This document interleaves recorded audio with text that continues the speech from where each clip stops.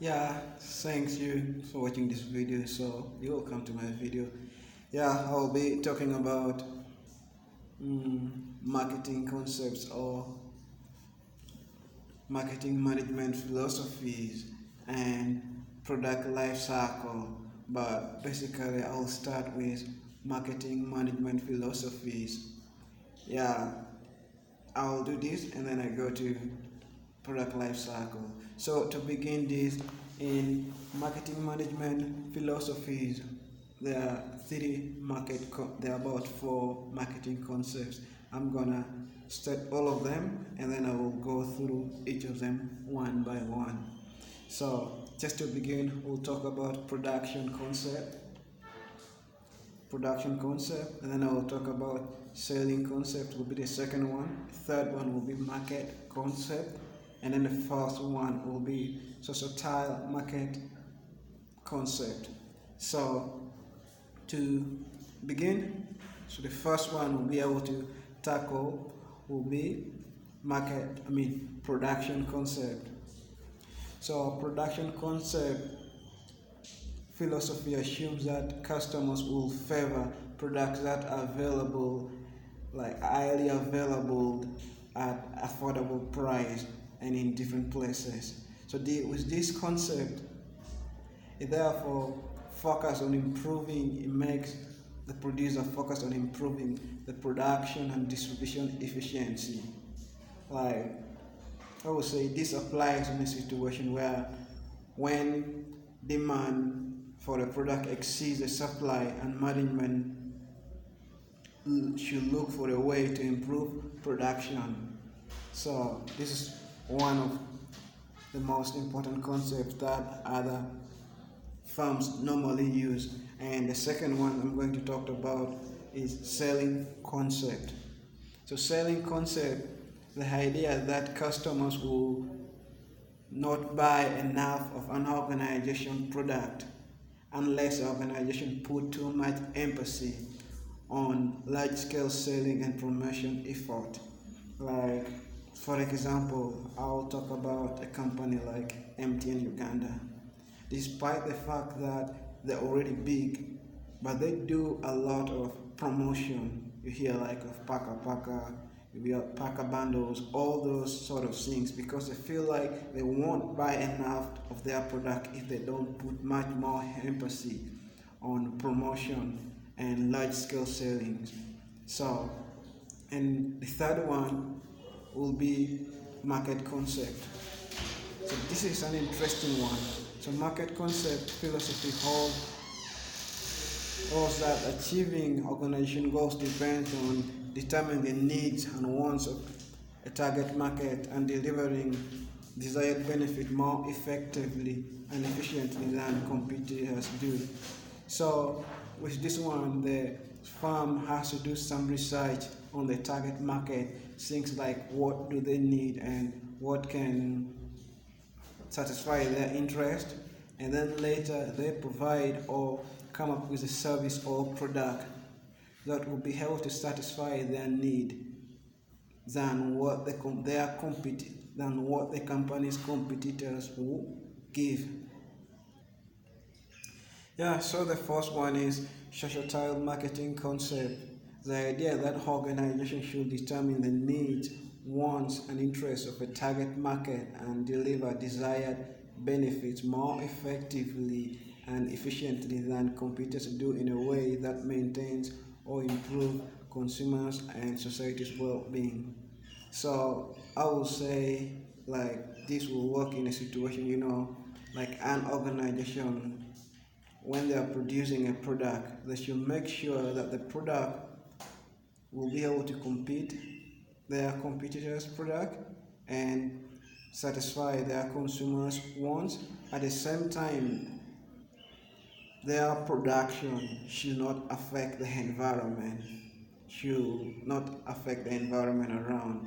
Like you should not, okay, they should know how they are disposing their waste. For example, things like the caveras, like the pills, they should know how to handle all the chemicals, stuff like that.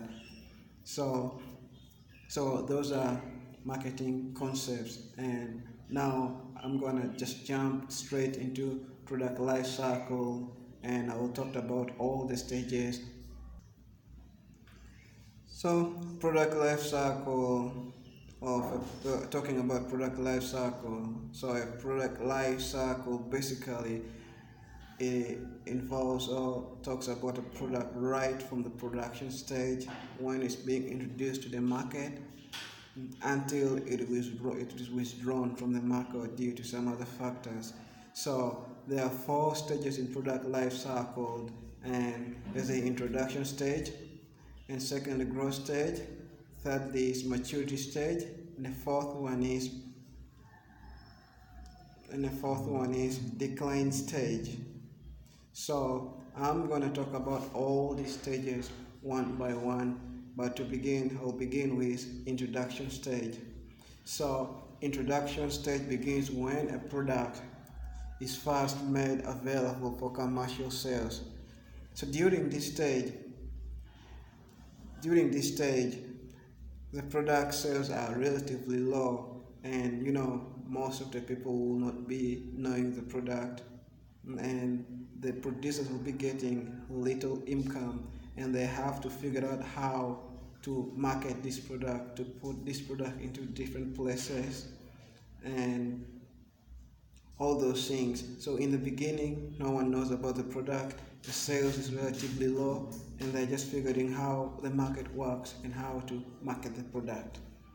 And like for example, I will just talk about e-conferencing. Like at this stage, it's not that big, not a lot of people know about it, but I assume it will catch up with time. So the second stage is a growth stage.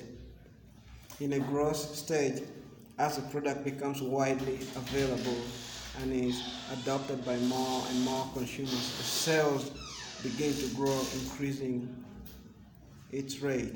So at this point, people already know about the product, so they will start purchasing the product quickly, and then the producer will start getting high amount of profit out of the sales, and until it reaches a state called saturation rate, that's when it will start becoming steady or even declining.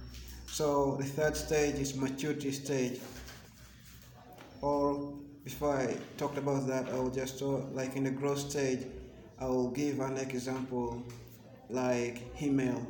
Like at the moment, email is in a growth stage to the point that there are too many users that if they don't improve the infrastructures, it might just crash, and that needs a lot of work from the producer so that they can work on, so that they can keep going. So the third stage will be the maturity stage. So maturity stage, at this point, sales continues to grow during the first part of the maturity stage, although the growth rate is much slower than before. So at this point, it will start becoming much steady, but it doesn't shoot high at this point. Like for example, we have things like refrigerators. Refrigerators have been there for ages. They are up and decline, but they are there. And refrigerators and automobiles and stuff like that, those products are on the maturity stage at the moment. And now we're doing the last stage, which is decline stage. Eventually the product enters decline stage after maturity stage, and this stage is characterized by steady deterioration in sales and profit. The stage culminates a product's withdrawal from the market. In some other points, when a product is losing market, or because people no longer like it, or there are some other alternatives that are making people to stop buying these products. So, like for example, I will talk about, I will just talk about things like vein records or record tapes. So these have been there long time, and it was buying a lot. But nowadays, we have another alternative like DVD players, like DVD players. So therefore, people have left vinyl records or compact tapes to the point that no one cares and no one even buys it. And those who buy it are only collectors who buy them like collection items. But other than that, it has declined, and to the point that their producers have withdrawn them from the market. So that's all I could say about my presentation today. So hope you like it. Thanks a lot. Bye.